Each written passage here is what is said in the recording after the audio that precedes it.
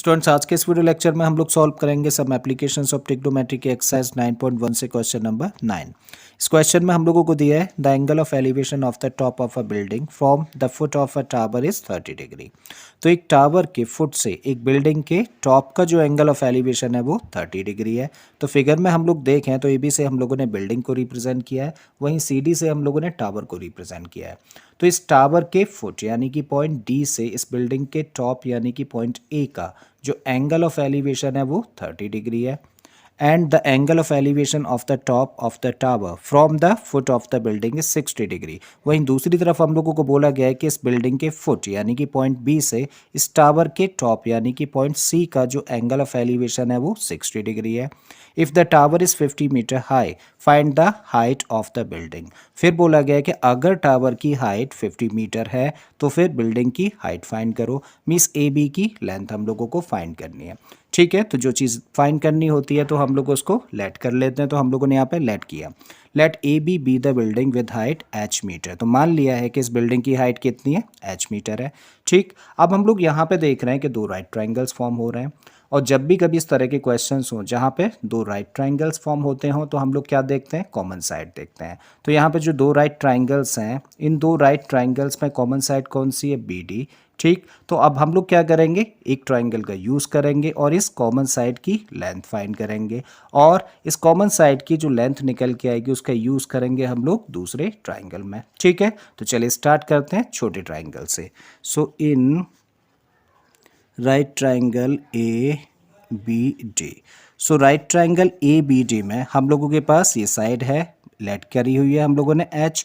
ठीक है, और ये वाली साइड हम लोगों को फाइंड करनी है। जब एंगल ये है यानी कि जब इस एंगल के कॉन्टेक्स्ट में बात कर रहे हैं तो परपेंडिकुलर है और ये बेस है, तो कौन सा ट्रिग्नोमेट्रिक रेशियो लगा सकते हैं, 10 लगा सकते हैं, और एंगल कितना है, 30 डिग्री। तब यहाँ पे कह सकते हैं 10 30 degree equal to perpendicular. Perpendicular क्या है, AB, और बेस क्या है, BD। अब देखो tan 30 की वैल्यू कितनी होती है, इसकी वैल्यू होती है 1/√3 दिस इक्वल टू AB। अब AB तो लेट किया है ना हम लोगों ने H, तो यहाँ पे हम लोगों ने रखा H upon BD। Right, cross multiply कर देते हैं तो BD इक्वल टू कितना निकल के आता है, √3H। और ये इंपॉर्टेंट पॉइंट है हम लोगों के लिए, इसको इक्वेशन नंबर 1 कह देते हैं। अब आते हैं इस बड़े राइट ट्राइंगल में। So now in right triangle which one, CDB। Right, तो यहाँ भी हम लोग क्या लगा सकते हैं, 10 लगाया जा सकता है। तो 10 एंगल क्या है, 60 डिग्री, तो 10 60 degree equal to perpendicular. Perpendicular क्या है इस केस में, CD अपॉन बेस क्या है, BD।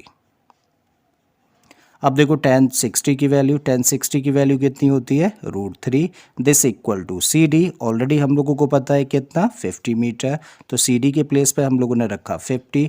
BD ऑलरेडी हम लोगों ने फाइंड किया है कितना, √3H।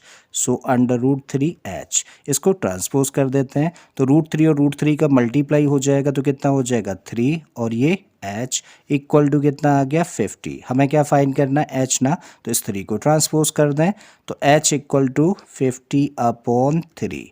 राइट, तो इसी को लिख सकते हैं 16 होल 2 अपॉन 3 मीटर, और यही आंसर है। मीन्स यही हाइट है किसकी, बिल्डिंग की। Therefore, the height of the building be 16 whole 2 upon 3 metre.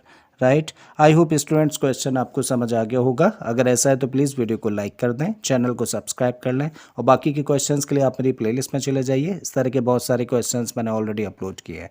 फिर से आता हूँ एक नए क्वेश्चन, एक नए कॉन्सेप्ट के साथ में। Till then keep learning and thank you for watching this video.